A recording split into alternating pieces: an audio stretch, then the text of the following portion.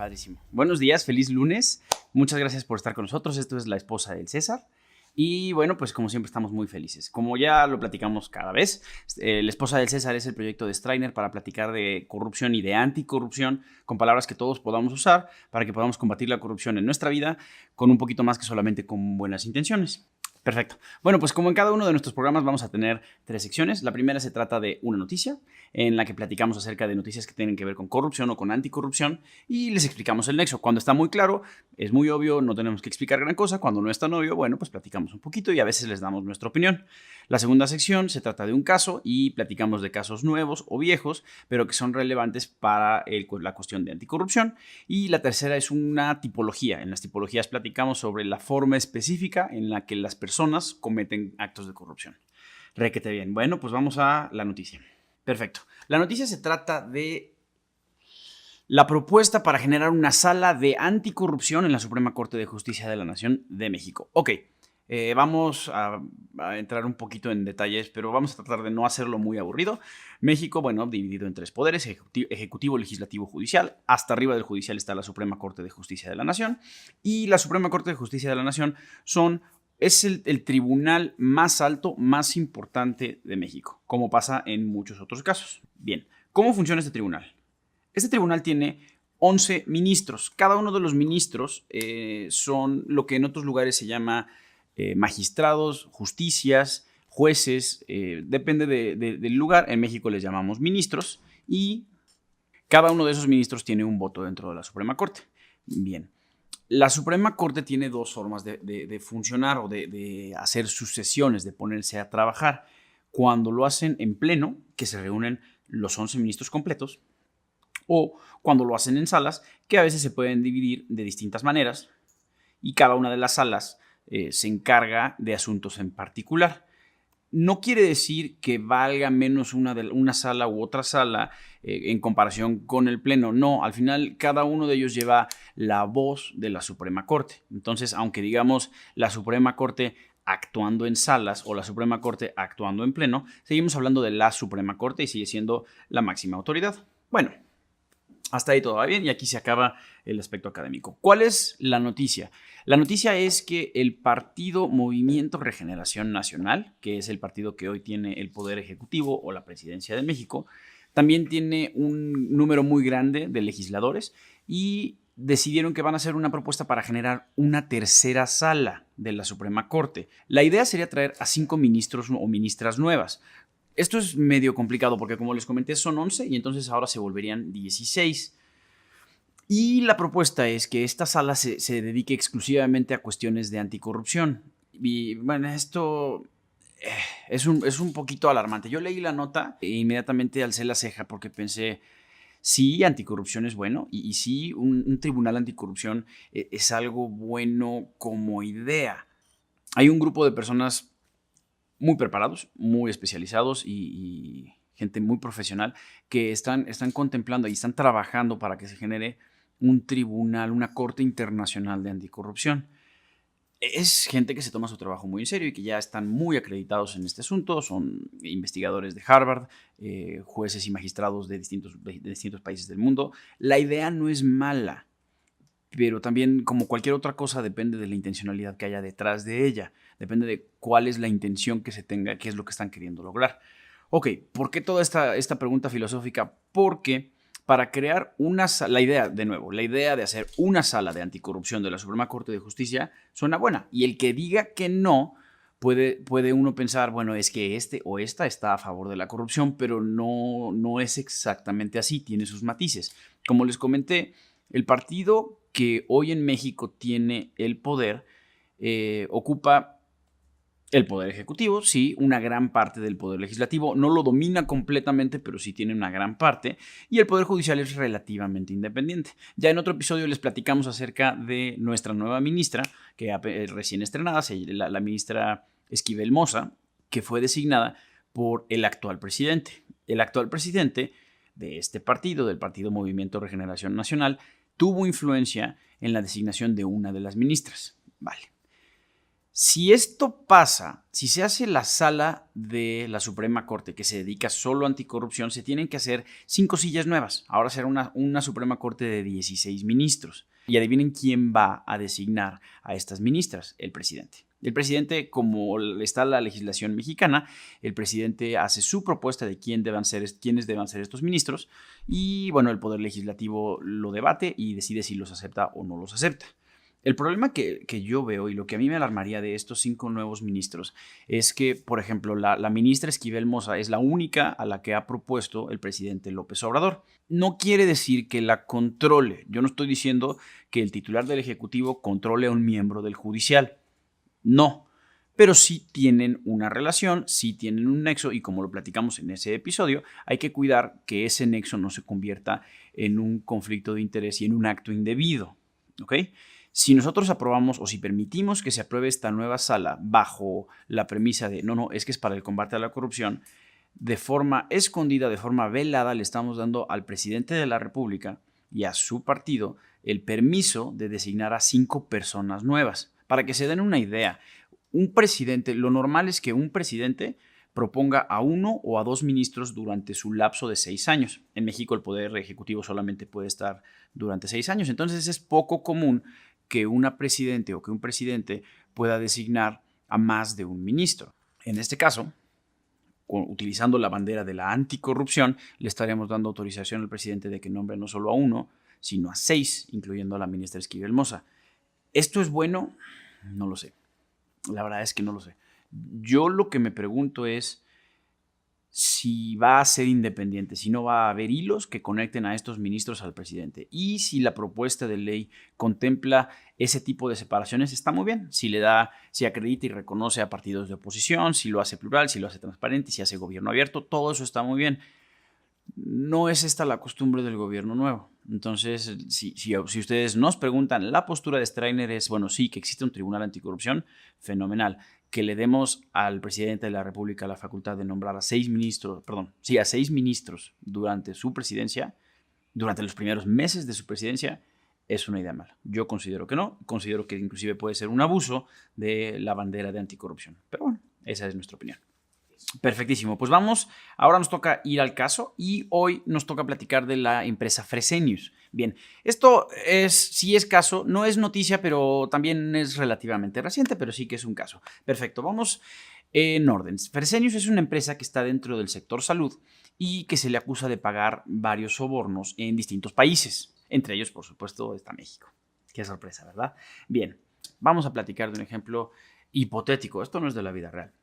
Vamos a pensar que una empresa que se dedica a las cuestiones del sector salud, que es de Alemania, que hace negocios en Estados Unidos, decide que va a venir a México y que va a hacer negocios con clínicas de, supongamos, nefrología, tratado y atención para la diabetes y los riñones, y entonces decide empezar a sobornar doctores en la institución pública de salud pensemos, de México, sería algo así como el Seguro Social, hipotéticamente, y empieza a pagarle sobornos a los doctores y a los administradores del Seguro Social para que le compren sus equipos de diálisis a sobrecosto, que se los cobren a un precio inflado, de tal manera que las personas que reciben el cuidado sí que lo están recibiendo y lo están recibiendo tal vez en clínicas que la propia empresa opera, pero lo están pagando a 2 o 3 veces el valor real. Esto nuevamente es completamente hipotético, esto jamás pasa en México, pero bueno, eso es más o menos la forma en la que una empresa de este tipo podría estar cometiendo sobornos. Vamos a platicar un poquitín acerca de Fresenius.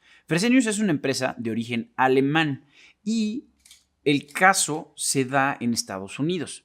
¿Por qué se da en Estados Unidos? Bueno, pues como lo hemos platicado varias veces, distintos países, la mayoría de los países desarrollados tienen el compromiso de tener leyes que castiguen cuando alguien vaya al extranjero a pagar sobornos. En este caso, la ley estadounidense sobre actos de corrupción en el extranjero es muy famosa, es de las que más se utiliza y contempla que en Estados Unidos se castiga a personas que van a Estados Unidos y que cometen actos de soborno, o que van al extranjero y que cometen actos de soborno. Pero aquí la cosa es interesante porque es una empresa de Alemania que sale a pagar sobornos en distintos países que no es en Estados Unidos. Pero la cosa se pone interesante porque esta ley de Estados Unidos trata como estadounidenses a cualquier persona o a cualquier empresa que, entre otras cosas, cotice en sus bolsas de valores. Y sucede que Fresenius tiene colocados valores, acciones, en su bolsa en la bolsa de valores de Nueva York. Con eso es suficiente para que Estados Unidos pueda decir, vente para acá y ahí te vamos a juzgar con nuestras leyes. Bien, por eso es porque el asunto se da en Estados Unidos. Ok, vamos a platicar un poquitín sobre las cifras de este asunto. La multa que Estados Unidos le impone a Fresenius es de 232 millones de dólares. Esta multa, bueno, no es la más grande, pero es relativamente grande y comparada con otras multas que se han aplicado dentro del sector salud, quitando de lado Siemens, es una multa relativamente grande. Ok, esta multa se parte en distintos pedazos. En Estados Unidos, la aplicación de su ley contra el soborno se divide en dos. La aplicación administrativa, que le toca a la Comisión de Valores, el órgano de gobierno que regula las bolsas de valores, y la aplicación penal. Cuando pagas un soborno, cometes un acto indebido, pero tiene varias dimensiones. La dimensión en la que solo es un delito, es una cosa muy, muy fea y muy, muy mala. Bueno, de eso se encarga el Departamento de Justicia. Y la dimensión en la que solamente estás cometiendo un acto indebido que afecta la forma en la que que afecta al público que puede comprar tus acciones o tus valores, bueno, pues de eso se encarga la Comisión de Valores. La multa se parte en dos. 147 millones de dólares se van para la Comisión de Valores y aproximadamente 85 millones de dólares se van para el Departamento de Justicia. Esto es interesante porque en total, como les digo, la multa son aproximadamente 232 millones de dólares, pero Fresenius más o menos se lleva 141 millones de dólares de utilidades. Entonces vamos a volver a plantearlo en orden. Desde 2012, Fresenius empieza a pagar sobornos en distintos países, incluyendo México, Angola, Arabia Saudita, Marruecos, distintos países dentro del sector salud. Con esos sobornos, Fresenius se gana aproximadamente 141 millones de dólares de utilidades. Y después de distintas investigaciones y distintas cuestiones, entre las dos autoridades principales de Estados Unidos, todavía esto no cuenta lo que pueda pasar en Alemania, le imponen una multa de 232 millones de dólares. ¿Se acuerdan que platicábamos que las penas tienen que ser efectivas, proporcionales y disuasivas? Bueno, aquí se cumplen los tres principios. Es efectiva porque se detiene con la forma en la que se impone la multa, se acaban los sobornos que estaba pagando Fresenius, entonces es efectiva. Es proporcional porque toma en cuenta la cantidad de dinero que ganó. La primera multa es la que pone la Comisión de Valores. Se da cuenta de que Fresenius gana 141 y le pone una multa de 147 para que no sea negocio el haber pagado un soborno. Y es disuasiva porque por la proporción de la multa y por la forma en la que están negociadas las condiciones de la multa, es poco probable que Fresenius lo vuelva a hacer y que otras empresas del sector salud lo sigan haciendo. ¿Cómo se pone la multa? Bueno, como en muchos casos de la ley estadounidense sobre actos de corrupción en el extranjero, esta multa se resuelve no en un juicio, no lo resuelve un juez, sino que se resuelve mediante un acuerdo negociado. Ya hemos platicado que esto es perfectamente legal. En este caso utilizaron lo que se llama un acuerdo reparatorio, o en inglés se llaman Non-Prosecution Agreements. ¿Qué es esto? Es un contrato. Es un contrato en la que la empresa, en este caso Fresenius, y la víctima, en este caso el pueblo estadounidense, representado a través del Departamento de Justicia, hacen un convenio y dicen, bueno, tú Fresenius, me afectaste a mí en distintas maneras, cometiendo un delito, y yo te voy a perdonar ese delito, ese acto indebido, siempre y cuando hagas distintas cosas para compensarlo. ¿Esto es legal? Sí, sí es legal. ¿Es debido? Sí, sí es debido, pero esto es bien interesante. Este tipo de convenios siempre tienen que estar supervisados. Ojo, uno de los grandes defectos y puntos ciegos de la legislación estadounidense es que la celebración de estos convenios, de estos contratos en los que se negocia si te ponen o no te ponen una pena, legalmente no está obligado a que participe un juez, cosa que a mí me parece bastante quebrada. Ellos dicen que los fiscales tienen, el cargo de fiscal requiere de tal integridad que no es necesario que lo supervise un juez. A mí eso me parece bastante conflictivo, pero bueno, hoy no es el día en el que nos quejamos del derecho estadounidense, ese día vendrá otro día. ¿Por qué sí es adecuado que se haga el acuerdo reparatorio? ¿O por qué esta multa es proporcional y es correcta? No nos indigna y no nos parece algo indebido, como por ejemplo en el caso de Rolls-Royce. Porque Fresenius hizo distintas cosas como parte de este convenio. ¿Vale? ¿Qué cosas hizo? Todas estas. Confesión.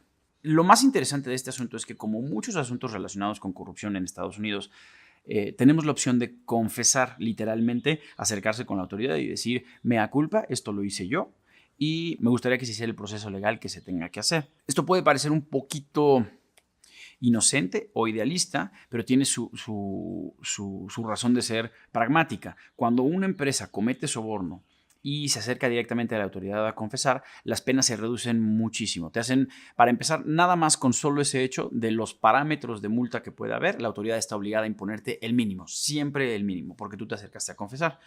Esos mínimos se pueden ir matizando, se hacen aumentos, se hacen descuentos, pero dependiendo de las condiciones particulares. En este caso, Fresenius se acerca al Departamento de Justicia, confiesa y por esa confesión le dan lo que llaman, lo toman en cuenta o le dan crédito.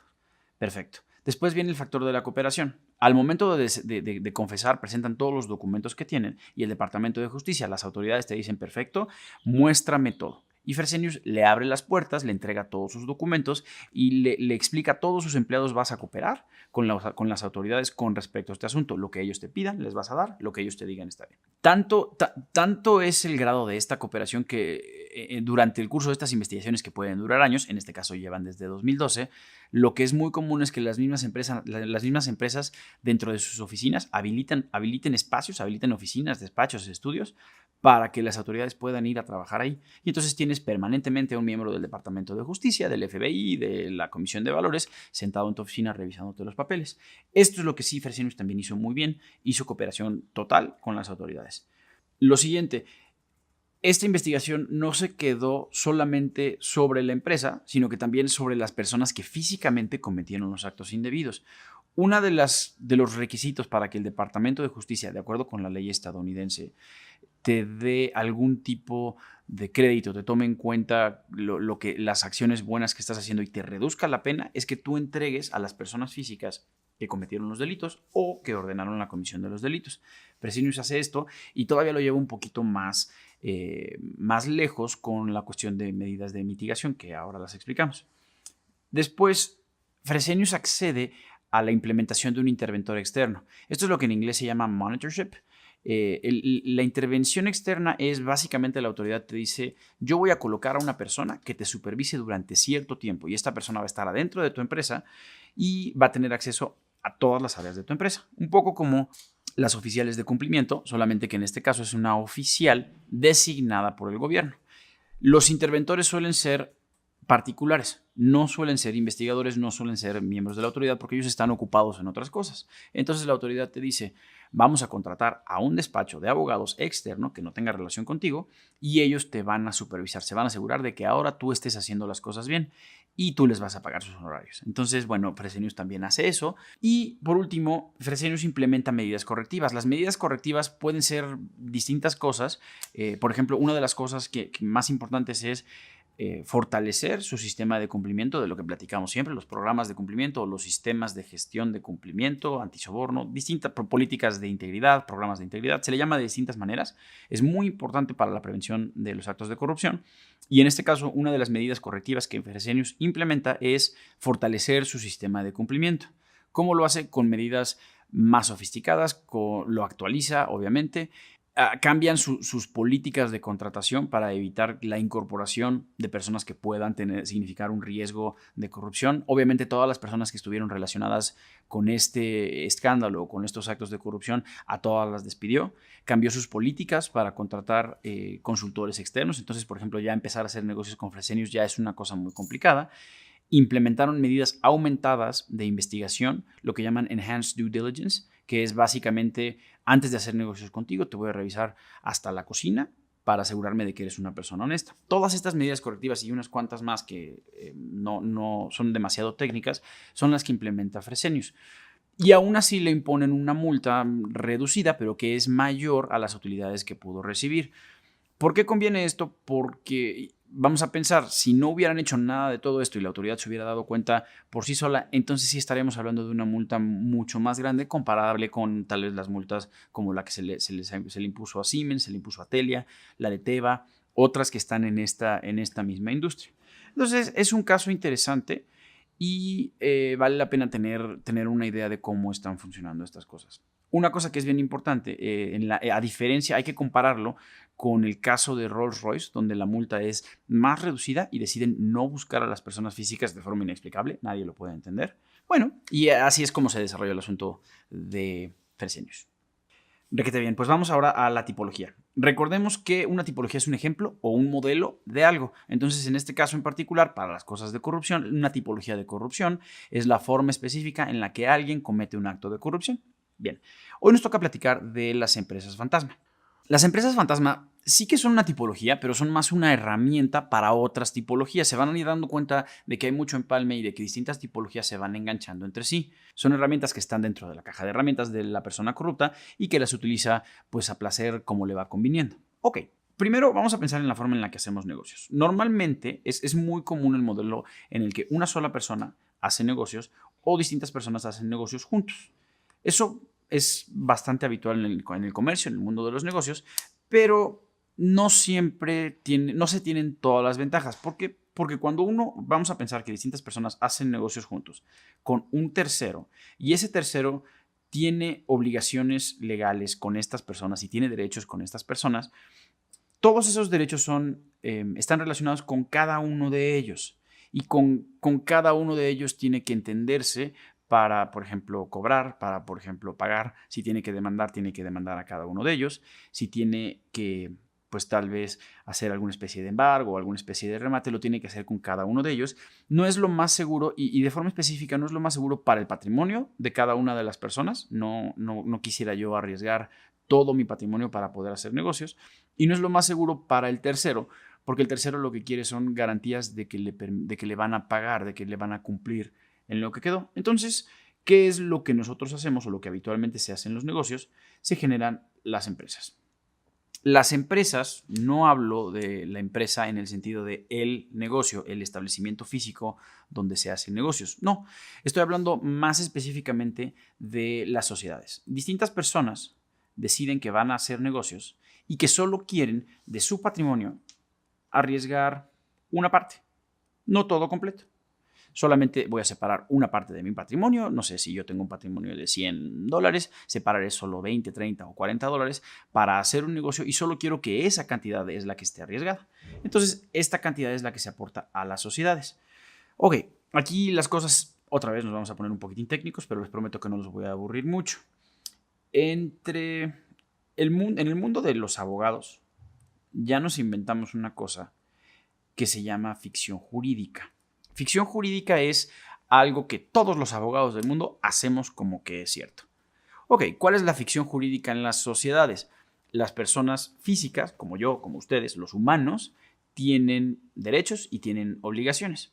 No existe una persona jurídica tangible como tal. Es un concepto, es un montoncito de papeles y todos los abogados del mundo y todas las personas del mundo fingimos que son como personas, que tienen los mismos derechos, las mismas obligaciones, las mismas características de las personas. Eso es lo que llamamos a grandes rasgos la ficción jurídica. Hay distintas, pero bueno, para nuestro caso, para lo que nos ocupa hoy, esto creo que es suficiente. Entonces, como les digo, hay distintas ficciones jurídicas. En la ficción jurídica de la sociedad solamente se separa una parte del patrimonio de una persona y esa parte es la que se arriesga. De tal manera que entre la sociedad y la persona existe una muralla china. Existe un muro impenetrable, es lo que los abogados nos gusta llamarle velo corporativo, pero básicamente quiere decir que las deudas de la persona jurídica no son las deudas de la persona física. Las deudas de la empresa no son las deudas del humano. Lo mismo las obligaciones, lo mismo los derechos. Bueno, pues ya terminamos con nuestra mini clase de sociedades. ¿Qué son las empresas fantasma? Pues las empresas fantasma son sociedades en las que, vamos a borrar esto, las empresas fantasma son sociedades que solamente se utilizan, fingimos que las vamos a utilizar para fines legítimos, pero realmente no es así, solamente las creamos para poder utilizar este velo corporativo, este muro que separa mi patrimonio del patrimonio de la otra persona y poder cometer distintos actos. Naturalmente son actos indebidos. En otro episodio ya platicamos acerca de las sociedades de Panamá, que son el portador, y de los fideicomisos de mano verdadera de Austria. Son herramientas que se utilizan para tener una sociedad en el anonimato. Cuando se genera una sociedad fantasma, por ejemplo, las sociedades panameñas puede ser un ejemplo de sociedad fantasma, son sociedades, son empresas que tienen todos los derechos de un humano normal, pero que en realidad no hacen nada. No son empresas legítimas que se dedican al comercio, que se dedican a la producción de bienes, a la transformación de recursos, a las cosas que se puede dedicar una empresa real. Estas empresas solamente están guardadas en un cajón y están ahí para funcionar como pararrayos, para que cuando las autoridades vengan a buscar un culpable, solamente se encuentren con la empresa. Y esa empresa sirva pues más o menos como un escudo protector de los miembros, los humanos de esas sociedades. ¿Cómo la podríamos usar ya en el caso concreto? Vamos a pensar que qué buena onda, qué agradable que existe, qué desagradable que existe una persona como Javier Duarte, pero qué agradable para efectos académicos porque es un ejemplazo. Vamos a pensar que el exgobernador de Veracruz, Javier Duarte, quiere cometer actos corruptos y no sabe exactamente cómo hacerlo, quiere sacar dinero de cualquier programa de salud para llevárselo a su bolsillo y entonces lo que hace es que se acerca a abogados inescrupulosos, estos abogados le generan distintas sociedades, que son sociedades que no hacen nada. Son sociedades de papel que no hacen nada, son ilegítimas, son empresas fantasma.